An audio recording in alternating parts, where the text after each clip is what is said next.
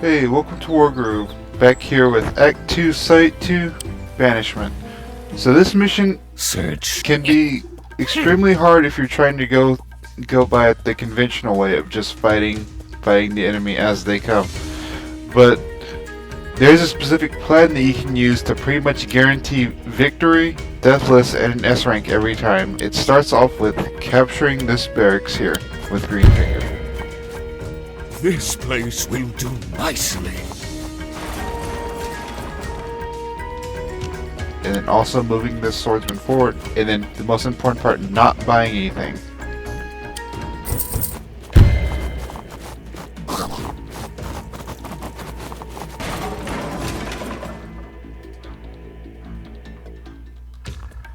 So as you can see on this other side here, Sedge does not move. That's because Sedge is actually tied to a trigger for when you cross these bridges on his side of the map. So what we're going to do now is we're going to use Greenfinger to capture this village. This place will do nicely. These swordsmen in order to capture this village.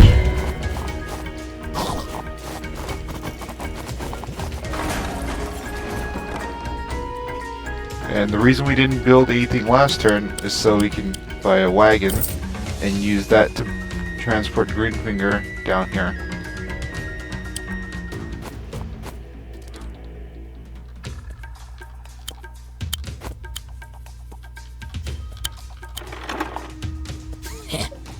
No.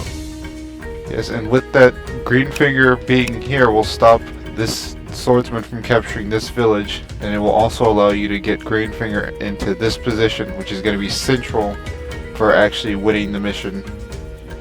We're going to move this swordsman forward, and we're going to build a swordsman here to capture this village that we ignored earlier. And we're not going to buy anything else, and just going to turn.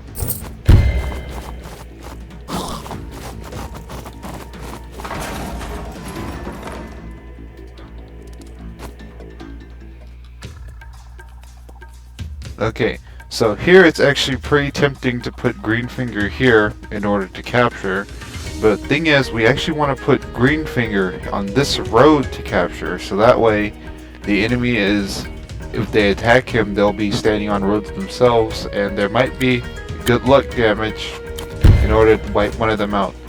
But it's not a guarantee. But at the very least they will be weakened from attacking from a road. And this wagon is also very important because this is how we're gonna essentially open Sedge's trigger to move forward. So we're gonna put the wagon here, so that way it activates Sedge, but also is out of range of the swordsman. But unfortunately, it will still be in range of the archer. But thankfully, we can run back. We're gonna use this swordsman to capture this village. That'll be very crucial later.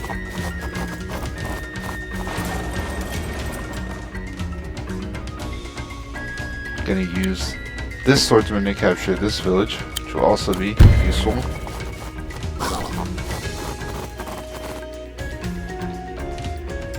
And we're going to build ourselves an archer and begin moving him forward.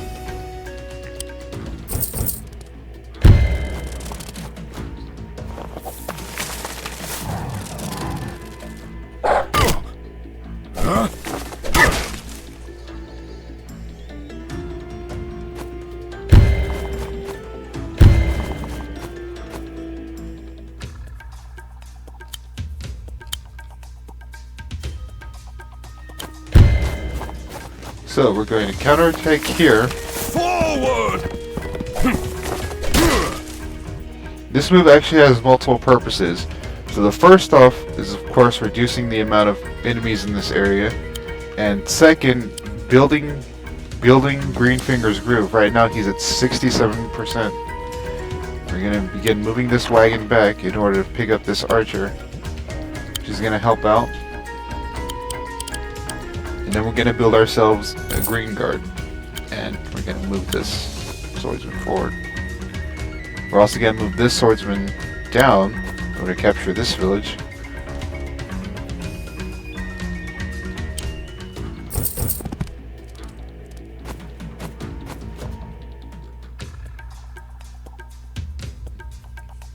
Okay, so we're actually going to use this village to reinforce Greenfinger, so that way he's at full health. We're going to move the knight forward first,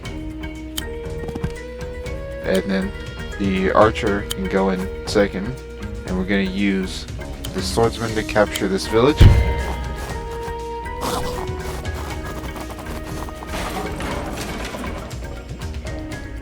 We're going to put this wagon 3 spaces away from the archer, so that way the archer can get within his range.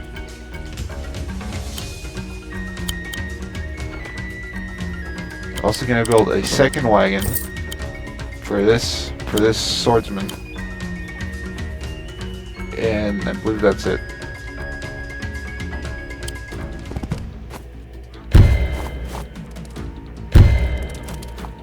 This is also very crucial. The dog attacking Greenfinger to help him build that groove charge just a slight bit faster. It's kind of random when they do it, but when they eventually do decide to do it, it's going to be crucial. So, with Greenfinger's groove active, and us activating Sedge as early as we did, we can completely surround Sedge in this forest, and also block off this archer. Nature will claim you. We're going to use the archer in the wagon, and we're going to drop them off in this mountain, so that way it can get its critical strike on Sedge, and then we can move in with Greenfinger, and we're going to be having the advantage. We're also going to move this swordsman back. We're going to move this green guard straight through this forest. We're also going to move forward with this wagon and swordsman. At this point, building anything else is irrelevant, considering it won't make it to the fight in time. Huh?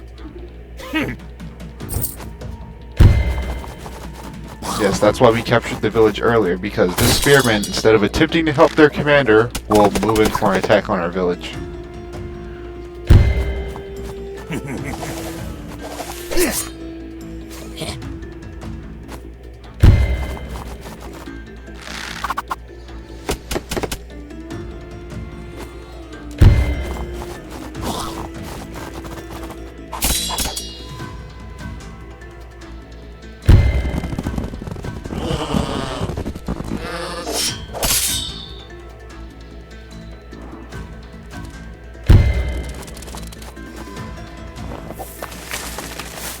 Yes, and unfortunately we see, well, actually this is fortunate, considering the fact that because they attack, they weaken themselves and pretty much make themselves a non-issue. So what we do now is we move this vine from this position in the forest here, and now Sedge will be blocked in again.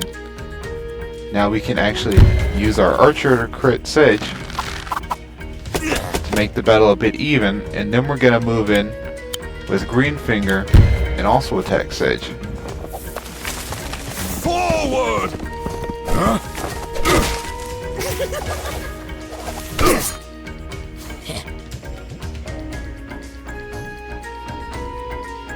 And now we're gonna move this knight. Yes, now we're gonna move the swordsman forward. We're gonna move the wagon, this wagon back, just to get it out the way. This wagon forward and drop off the next sword. And now we're gonna move this knight, I believe here. Yes, here. So that way it can get a critical strike on Sedge next turn because he's still stuck in place.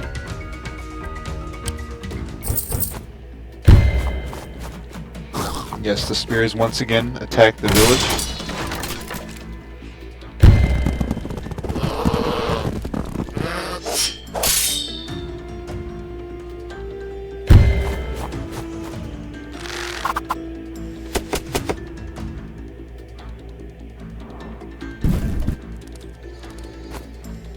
Yeah, and at this point the enemy has lost, so we can reposition this vine here, and that will pretty much knock them out of the way.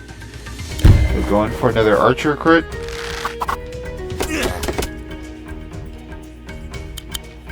And this attack from Greenfinger will finish the battle. Such a waste. The hunt ends. Search. Yeah, so this one was a relatively easy mission compared to the last few, but if you tried to go through it the conventional way of just building an army and moving across both the bridges, you definitely won't be able to do it. The time limit for this one is 13 turns, and as you can see, this strategy we've been able to do it in 9. So again, relatively simple one, much more easier than the Act 2 Mission 2. But that's it for this video. I'll see you in the next one. Goodbye.